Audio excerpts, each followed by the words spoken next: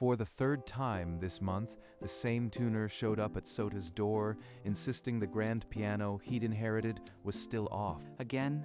She just won't give up. I told you last time, there's nothing wrong with that piano. The middle C is still off. I can't just leave it like that. I had a professional pianist play it. He said it's flawless. It doesn't matter what others hear. I hear it. Until it's right, I'll keep coming back. No more. If you show up again, I am calling the police. I am sorry you feel that way, but I can't abandon this piano. Sota slammed the door without another word, but the weight of her standing there, unmoving, pressed through the wood. What is wrong with her? And why do I feel like I just made a mistake? 2 months earlier, the grand piano had sat untouched since his grandmother's funeral. It's been silent too long. I should get it tuned. He called the first tuner he found online. She arrived the next day. Thank you for calling. I am Honoka. I'll have this piano singing again in no time. She worked quickly, her wrench turning pegs with practiced precision. There. But the middle C, it's slightly off. Let me go over it again. It sounds fine to me. No, I am certain it's not right. I'll need to come back with a different tool. She's imagining things, but fine. Let her come back. She left that day with a quiet promise to return, and Sota didn't think much of it until she showed up again the next week. A week later, the doorbell rang again. Sota opened it to find Honoka, her tuning case in hand. You again. I told you, it's fine. I brought a different wrench. It'll only take a minute. Before Sota could argue, his friend Rio strolled up the walkway, whistling. Hey, Sota. Thought I'd drop by. Is that the famous piano? Rio slid onto the piano bench and played a bright classical piece, his fingers dancing across the keys. Sounds perfect to me. What were you worried about? The middle C. It's still off. I'll need to adjust it. Give it up, Honoka. Even Rio can't hear a problem. But she simply shook her head, her gaze fixed on the piano, as if it held a secret only she could hear. The visits didn't stop. Every few days, Honoka appeared at his door, always with that quiet, unshakable certainty. This is insane. It's the same note every time. Why won't she leave me alone? He called the agency listed on her card, demanding to cancel the service. The receptionist's reply only deepened the mystery. She isn't one of our contractors. In fact, we have no record of her at all. No record? Then who is she? And why is she so obsessed with this piano? Sota spent hours online searching for complaints about her, but found nothing. No reviews, no warnings, no trace. Either she's the world's most dedicated scammer, or she genuinely believes what she's saying. I should call the police. But then, what if there's something I am missing? I'll give her one last chance. If she shows up again, I'll confront her. No more holding back. He waited by the door the next Thursday, rehearsing his ultimatum. But the doorbell stayed silent. 3 days later, the doorbell finally rang. Sota opened it with his ultimatum ready on his lips. You've got 10 seconds to explain why I shouldn't call the police right now. Please, just let me play. One song. Then I'll leave and you'll never see me again. I promise. Something in her voice was cracking. Not with manipulation, but with a grief so raw, it made his ultimatum catch in his throat. She sat at the piano, her fingers finding the keys as if they'd been waiting for her. The melody that rose was slow, almost fragile. It wasn't a performance, it was a confession. Each note seemed to carry a weight that pressed the air from the room. It's still wrong. It's always wrong. I can't fix it. Her whole body shook.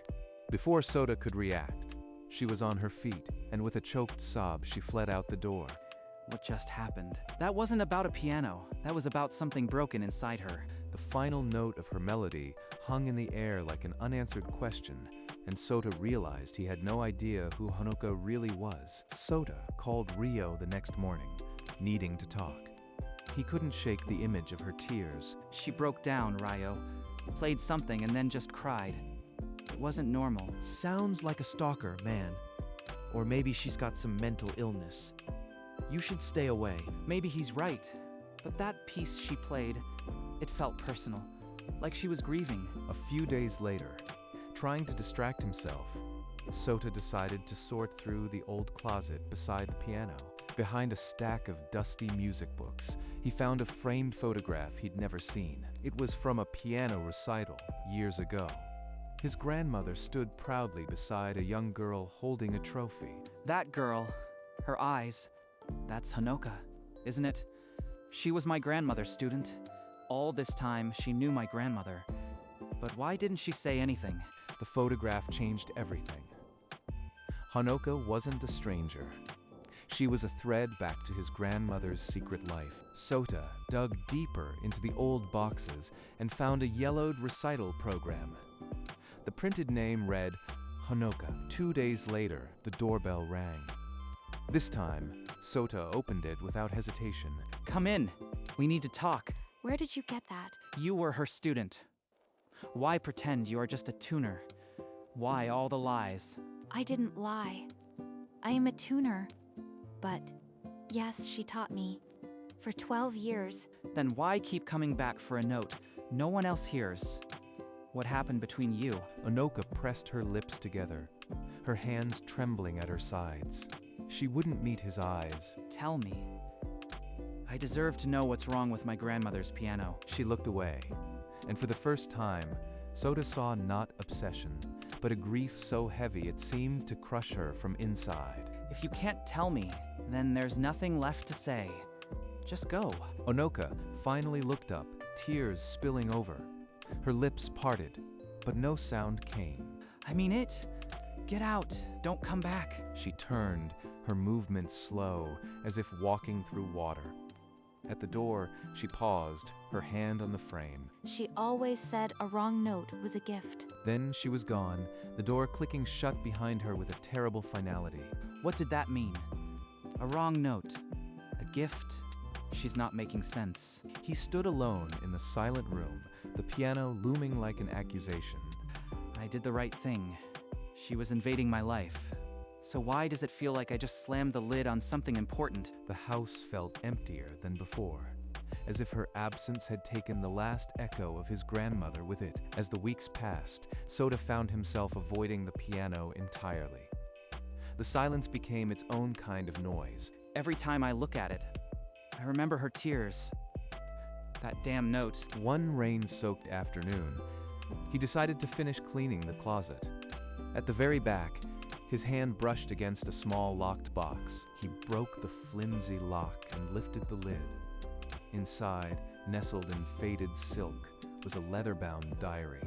The first page read, "For H, on her first recital, may you always find the music in the silence." He turned the pages, scanning entry after entry about a student who struggled but never gave up. "Today, I detuned the middle C again. The song always needs a flaw to forgive." A flaw to forgive. She was leaving a message for Honoka. That off note, it was intentional. The realization hit him like a chord struck too hard. Honoka wasn't crazy. She was searching for her teacher's last lesson. I have to find her. I have to tell her she wasn't wrong. He read further, his grandmother's elegant script explaining her philosophy. Only through imperfection could a student truly learn to listen. Struggles with perfection. So I leave one note slightly off. It teaches her that music, like life, is never flawless. Grandma was trying to teach her self-forgiveness through that wrong note. Honoka thought she was failing, but she was actually passing the test. Another entry described Honoka as her most devoted student, the one who would spend hours listening for the faintest misbloom of a note. All those visits. She wasn't trying to fix the piano. She was trying to find the last message her teacher left for her. I have to find her. I have to tell her she wasn't wrong to search for it. He grabbed his coat, the diary tucked under his arm. The old recital program gave him a starting point, a music school name from 2 decades ago. It's a long shot, but maybe I can trace her through the school.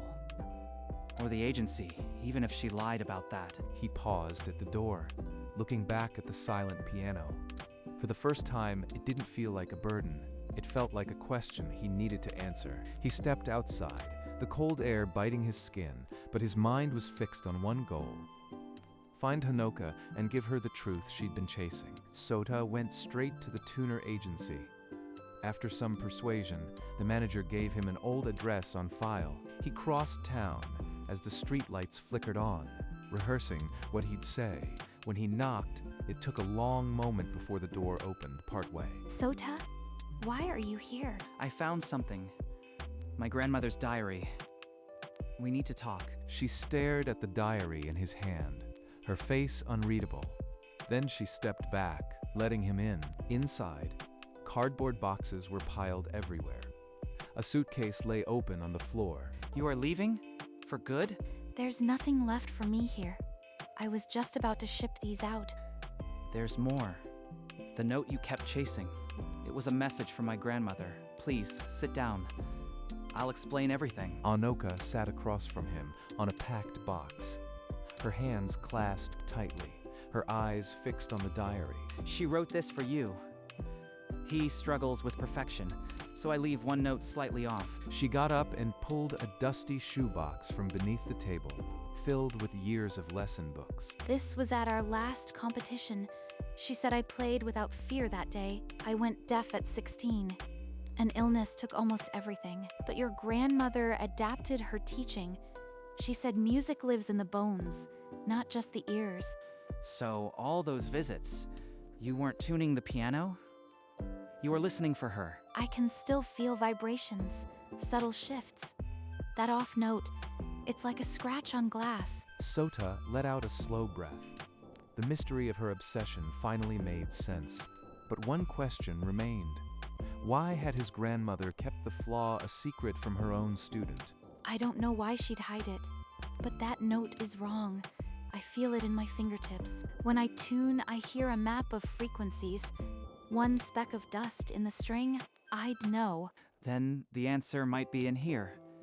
Look, she wrote, the song always needs a flaw to forgive. A flaw to forgive. I never saw that. She left me a message, and I couldn't read it. She was teaching you to hear what others ignore.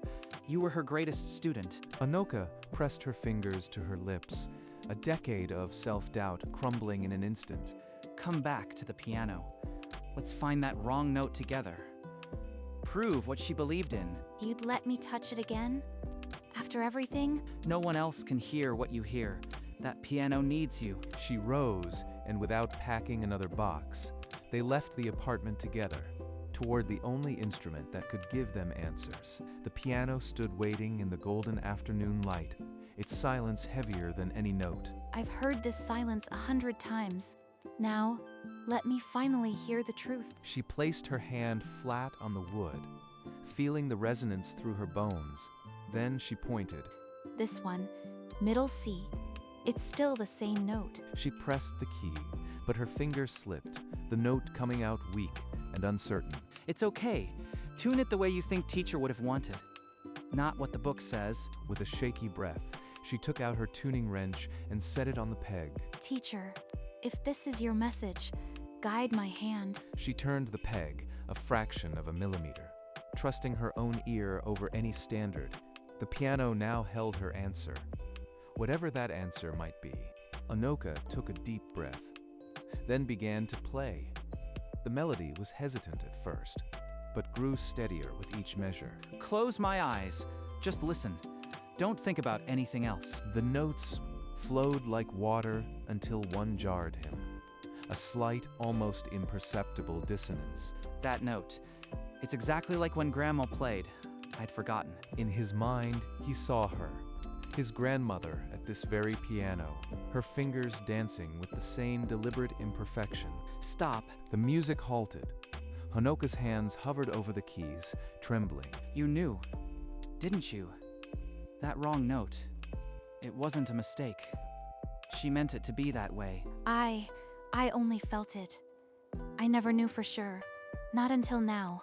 It was her lesson all along, and I almost let it stay silenced forever. Anoka's composure shattered.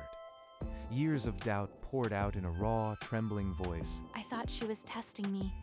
leaving a note off to see if I was worthy enough to fix it. Every time I came back, I hoped I'd finally earned her approval, but I never did. Listen to this. The wrong note is a gift. So the song always has a flaw to forgive. She was teaching me to forgive myself all this time. Anoka buried her face in her hands, her shoulders shaking with silent sobs. I almost took this from her. I almost let her believe she failed. He set the diary on the piano bench and stood beside her, not touching her, simply present. I never got to say goodbye. She left, and I kept chasing a note like it would bring her back. In the quiet, the off note still hung in the air, but now it felt like a promise rather than a wound. Teach me to hear it, the way she wanted you to. Are you sure? It's not just listening, it's unlearning. She took his hand and pressed it flat against the soundboard, feeling the vibration through his palm. Now close your eyes. Don't listen for wrong notes. Listen for the spaces between them. She then tuned the entire piano to flawless concert pitch, every string perfectly aligned. Perfect. And now, I ruin it. With a single, careful twist, she pulled middle C back into its familiar, aching imperfection. This is how Mio-sensei kept it. This is the flaw. She's not fixing it, she's preserving it, like a wound that teaches. And from that day, the piano held its deliberate flaw, a gift waiting for a student to forgive. Anoka settled her hands on the keys once more, this time with no hesitation, the same piece. But now the off note was not a flaw. It was the melody's core. She played it all the way through, the middle C ringing just a shade too flat, yet somehow completing the song. It's not wrong. It's like a voice I'd forgotten. Grandma's voice. Leave it. Don't ever tune that note right. Anoka's hands froze. She turned to him, the tears in her eyes no longer from grief. You hear it? You really hear it? I hear her. In every imperfect note, that's what she wanted. A fragile smile broke through her tears. The first real smile he'd ever seen from her. Then I'll come every month to make sure it stays this way, like she wanted. And in that moment, the piano was no longer an echo of loss. It was a promise kept across decades with a single, forgiving note. Thank you. I finally hear her again. I never got to say goodbye. Now I don't have to. They both turned toward the mantel, where the photograph of Mio-sensei seemed to smile back at them. A fragile peace settled over Hanoka, the first real smile lifting the corners of her mouth. Will you keep teaching me? Not just to tune it, but to understand it. I think I'd like that. And I'll keep it this way for her. They sat together on the bench, side by side, the piano no longer a battleground, but a bridge. This is what she wanted. Not perfection, but connection. Thank you for not giving up on me or on her piano. The afternoon light faded, but in that room, something new was beginning, a melody built on a single, imperfect note. Within months, Hanoka found a tiny rental space near the park, and with Sota's help, she hung a sign, Studio, Forgiven Note. Now everyone can learn what she taught me, that the wrong note is just the one that's honest. A few weeks later, a mother brought in her 7-year-old daughter, shy and wearing hearing aids. Hi there. Let me show you a secret. This key here, it sounds a little different, and that's okay. The girl's face lit up as she pressed the imperfect note, feeling the vibration in her chest. She's teaching them what no one taught her. That imperfection isn't failure. It's the first step. Word spread quietly. A teacher who didn't demand perfection, who celebrated the cracks where the light got in. That's it, Rena. Now play it again. Feel the hum. That's your voice. Sota leaned against the doorframe, watching. The off note rang out, and for the first time, it sounded like a beginning. And so the legacy of the one wrong note spread, not as a flaw to fix, but as a lesson to embrace.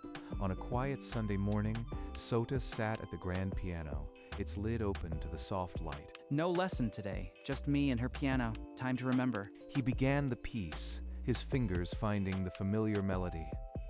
And when he reached middle C, He pressed it with deliberate tenderness. The note was still off, imperfect, jarring, and exactly right. Anoka appeared in the doorway, her tuning kit in hand. But she didn't interrupt. You are keeping it just as she left it. Every time I play it, I hear her. And I hear you. That note, the one she could never forget, became the only tune he never wanted to correct. Now he understands. Music isn't about being flawless. It's about being heard. And in that quiet room, the wrong note sang on, a gift that would never be returned. A shy middle school student stepped into studio, forgiven note for her first lesson. Welcome. Do you know the secret of this piano? This one, right here. It's always a little wrong, but that's what makes it right. Sota leaned against the doorframe, watching Hanoka pass on the same lesson she had spent years learning. The girl placed her trembling fingers on the keys. She pressed middle C. The note rang out, slightly flat, but filling the room with a strange, comforting warmth. Anoka smiled, her eyes glistening. That note, the one that started all of this, was now teaching someone new to listen. And in that small studio, the wrong note sang on, no longer a flaw, but the first note of a new song. A gift, passed from teacher to student, always imperfect, always forgiven,